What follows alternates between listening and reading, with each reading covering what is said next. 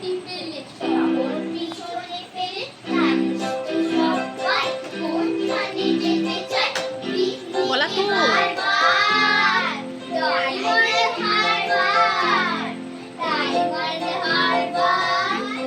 আর যদি ছুটি পাই 3 দিন তবে ভাই ধর্মতলার মোড়ে সরকারি বাস ধরে সকলে পিছু দীঘার ঝুলপুর দীঘার ঝুলপুর ছুটি পেলে 1 মাস রয়েছে রকেট বাস পথ 12 ঘন্টা সেইখানে যাই যাক কাছেই পাহাড় পুরী জায়গাটা শিলিগুড়ি